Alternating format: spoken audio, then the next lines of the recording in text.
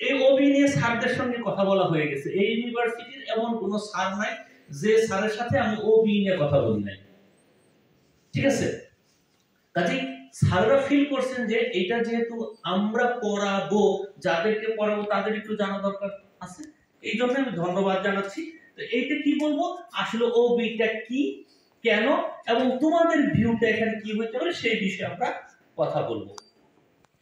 আমি আগেই বলছি পড়াবো না, একটু গল্প গুজব করবো। গল্প গুজব দিয়ে শুরু করি।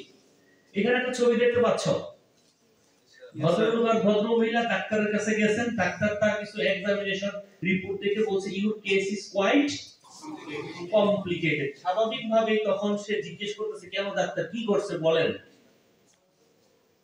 হয়তো বলছে ক্যান্সার হয়েছে 3rd স্টেজে বা 4th স্টেজে। আর যদি বাংলাদেশের ডাক্তার হয়ে থাকে বলবো আপনি বাচ্চা আছেন কেন, আপনার তো বেঁচে থাকার কথা না, যা দেখতেছি। তাড়াতাড়ি অপারেশন থিয়েটার রেডি, বাড়িতে ফোন করেন, জমি জমা যা আছে বিক্রি করে আনার চেষ্টা করেন, আমি সবাই দিচ্ছি, অপারেশন রেডি আছে।